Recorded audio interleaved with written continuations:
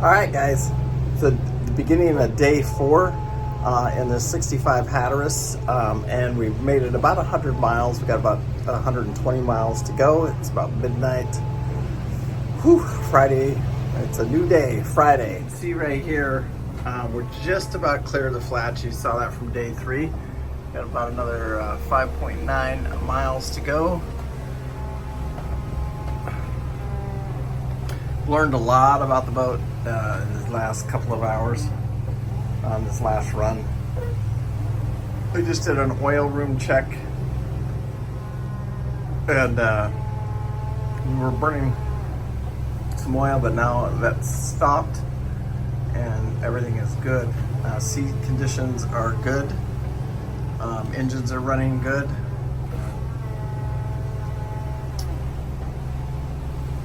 Anyway, I'll check back in with you guys a little bit later.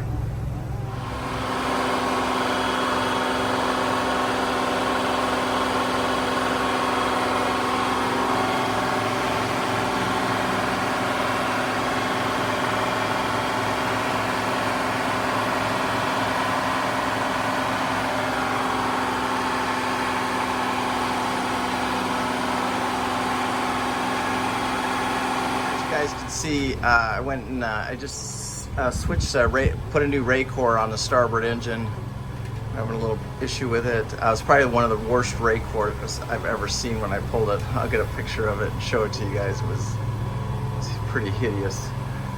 We are definitely in the Gulf Stream right now. We lost a lot of speed. It's a little bit rougher in here. As soon as we clear the other side, hopefully it'll smooth out for us a little bit. We need that. We need that little bit of luck if we can get it. Keeping these engines running all night. I haven't had any issues until now, until we got into the Gulf Stream here and started getting tossed around. And definitely gonna, when it gets over there to the boatyard, get the fuel polished and cleaned. Like even if they have to cut access holes into the tanks and clean these tanks, it's got to be done right.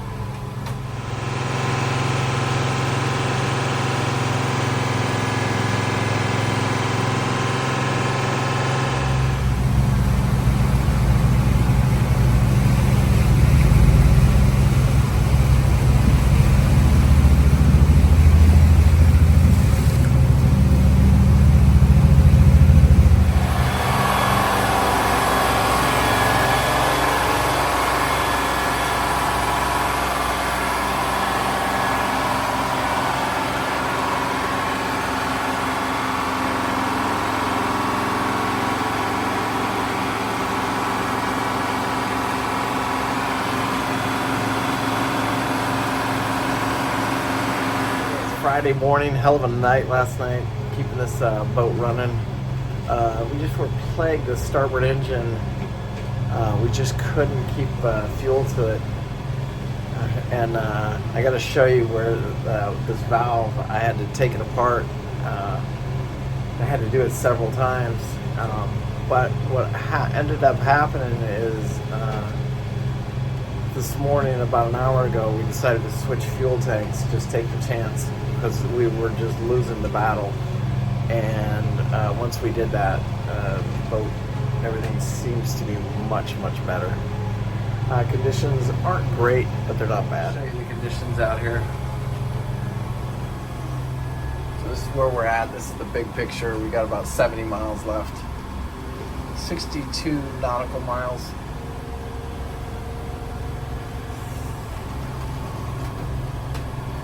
Both engines running fine. We ended up backing the RPMs down about 1,300. The boat runs 1,325, somewhere around there. It runs much, much better.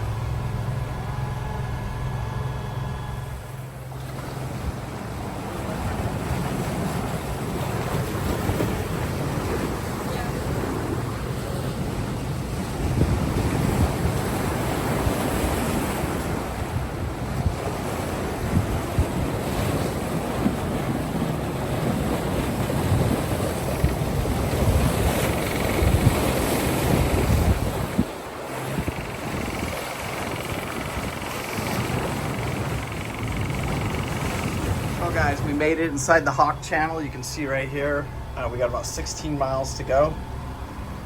right here on this one. Go right here up around the corner. Boatyard's waiting for us. Whew, been a hell of a run. I'm gonna do a private video on Patreon and really talk about what happened, you know, because there was a lot to this trip. Making that final turn, coming around, there's the 7 Mile Bridge right there. And then Boot Key, we'll pull into Boot Key and over to the Marathon Boatyard. Whew.